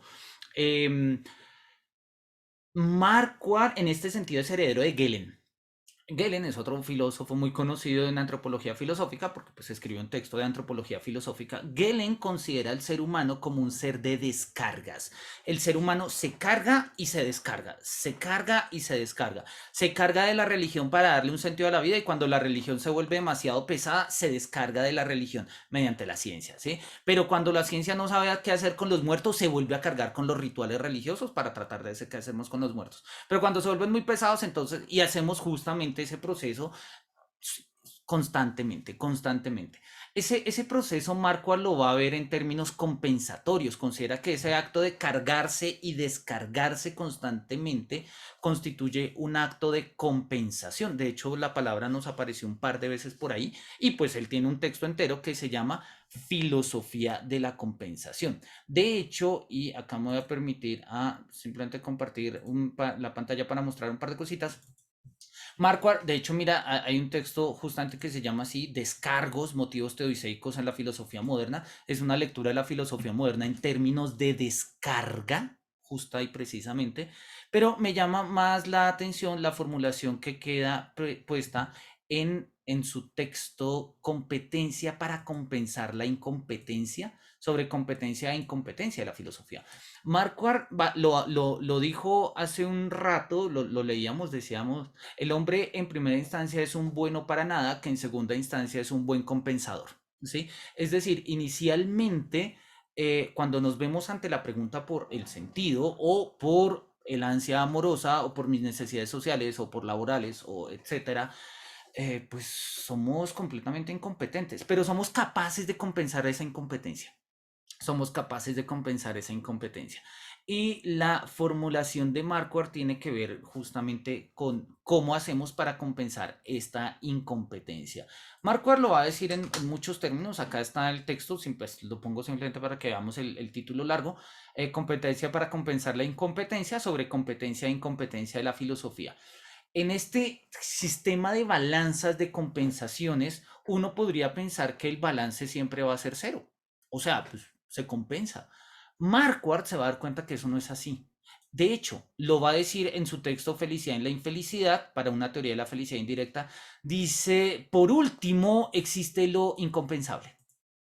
O sea, justamente estos mecanismos se nos pueden salir de las ruedas y la compensación puede no darse. Aquella infelicidad para la que no existe ninguna felicidad capaz de equilibrarla. Por eso es preciso estar filosóficamente atentos a la infelicidad que hay en la felicidad, en la infelicidad, que es la que tiene la última palabra. La intención, escribió Freud, y se refería a la circunstancia de haber recalado sin advertirlo en el puerto de la filosofía de Schopenhauer, de que el hombre sea feliz, no estaba prevista en el plan de la creación. La vida que nos ha tocado es demasiado pesada para nosotros. Y cita a Fontane. Sin andamios no es posible. Por cierto, no es forzoso que el asunto funcione con estas ayudas artificiales. Corresponde decir entonces que no es posible vivir sin compensaciones, pero es dudoso que funcione con compensaciones. Marquardt es un filósofo escéptico y él es incluso escéptico respecto a su propia filosofía. En en el prólogo de Dificultades con la filosofía de la historia, a él le dicen, pero es que esto es un desastre. Y dice, sí, yo soy experto en fracasos, ¿sí? Pero mi filosofía no es la filosofía de un yo exitoso, es la filosofía de un yo en cuarentena. Es una filosofía del cuidado. El libro de Dificultades con la filosofía de la historia arranca justamente con esa tesis, dice, los filósofos de la historia se han dedicado a transformar el mundo. Ahora, de lo que ahora se trata es de cuidarlo, ¿sí? Y la palabra que él utiliza para cuidarlo en alemán no es schützen, schützen es cuidar, sino es verschonen. Y verschonen es cuidar algo mediante no dañarlo. O sea, tiene una dimensión activa-pasiva. Cuidar algo no dañándolo, no dañándolo. Y justamente va un poco por ese lado, Marco. La dietética del sentido dan ganas de escribir un tratado de la felicidad y decir, ah, no, entonces mira, tú debes vivir así, así, así, que es lo que más o menos dan ganas cuando uno lee a Byung-Chul Han. Entonces uno dice, ay, ¿y qué debo hacer? Y lo que nos está diciendo Marco es, pues esto no funciona con un sentido hiperinflado, pero tampoco hay garantía de que funcione con una dieta de sentido. Ahora, es más humano, pero no hay garantías, tampoco hay garantías. Entonces, pues vuelve y juega el asunto. ¿Qué hacemos nosotros con una filosofía escéptica? Pues si la tomamos en términos epistémicos y queremos a partir de ahí sacar máximas de sabiduría, máximas de conocimiento, máximas de comportamiento, pues muy seguramente nos vamos a llenar de antinomias. Más bien lo que podemos hacer, y es un poco la apuesta que yo siempre he hecho en mi lectura de Marquardt, es desplazarnos del nivel de justificación al nivel de orientación. Las orientaciones no se justifican, las orientaciones justamente son flechas en el camino, nos dicen por allá, ¿sí? Mientras que las justificaciones sí nos dicen debes ir por allá. Y yo creo que vale la pena pensar esta distinción entre justificación y orientación, que de hecho son las subcategorías de la tesis doctoral. Y pues bueno, con ello cierro un poco el comentario porque no quiero terminar sin darle de nuevo la palabra a Einar. No sé si con ello respondo, Miguel, y si no, pues luego con un café con mucho gusto. Bueno, muchas gracias, compañero Noel, muchas gracias a estos participantes. Ya con esto, digamos que podríamos dar por cerrado esta sesión de hoy, no sin antes agradecer a Manuel. Miren, como la temática, o más bien la apuesta de esta cohorte del Club Virtual de Lecturas Filosóficas en este primer semestre del 2022 era pensarnos el aporte de la formación filosófica al ser humano de hoy, la situación en la que se encuentra.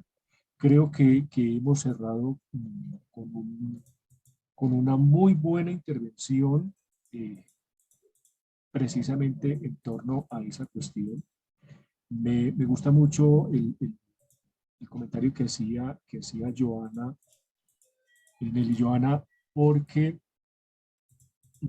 creo que si bien es necesario dentro de la formación filosófica esa interlocución con los clásicos, creo que es necesario para abrir el pensamiento, para no recargarse incluso, para no saturarse. Les confieso una infidencia. Cuando, por ejemplo, me pasó a mí con la lectura de Heidegger, llega un punto en que es como si te comieses un kilo de arequipe, se queda tan saturado de su jerga, ¿sí? Y en un momento te ves como en el borde del abismo, y bueno, y entonces después de todo esto que me ha dicho, ¿para dónde berracas cojo? ¿Sí? ¿Qué hago con todo esto? ¿Qué hago con mi situación? ¿Sí? Entonces, leer esos filósofos escritos, esos filósofos menores, esas, digamos que posturas que no son clásicas, pero que precisamente por no estar tan cargadas de expectativa, ¿sí? Le van permitiendo a uno avisorar otras posibilidades, direcciones, caminos, de construir o de potenciar, de poner, ¿sí? Creo que ese es el ejercicio de la formación filosófica. No casarse con absolutos, pero tampoco, digamos que, lanzarse en un abismo de que, bueno, entonces como nada tiene sentido, entonces tenemos por acá. Agradecerte, Manuel, a los compañeros que de pronto no tengan